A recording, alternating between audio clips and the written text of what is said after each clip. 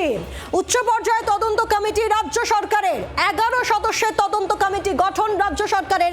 কারা কারা আছেন এই উচ্চ পর্যায়ে তদন্ত কমিটিতে আমরা জানবো। কমলাক্ষ ভট্টাচার্য রয়েছেন আমাদের সঙ্গে। কমলাক্ষ,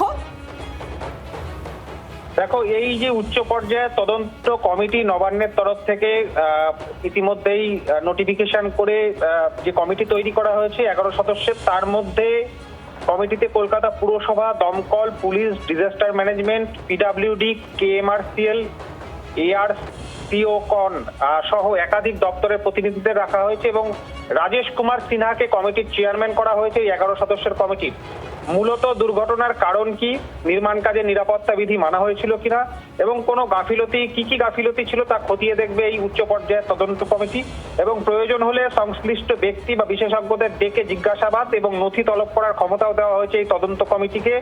7 দিনের মধ্যে রাজ্য সরকারকে তদন্ত রিপোর্ট জমা দেওয়ার নির্দেশ দেওয়া হয়েছে। সুতরাং বুঝতেই পারছো যে আজকে আমরা দেখেছি যে এই ঘটনায় একেবারে এনকোয়ারির ক্ষেত্রে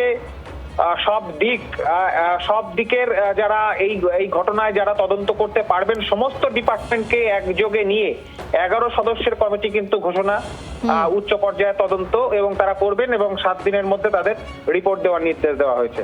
ধন্যবাদ কমলাক্ষ। বাংলার আওয়াজ, বাঙালির আবেগ, জি 24 ঘন্টা।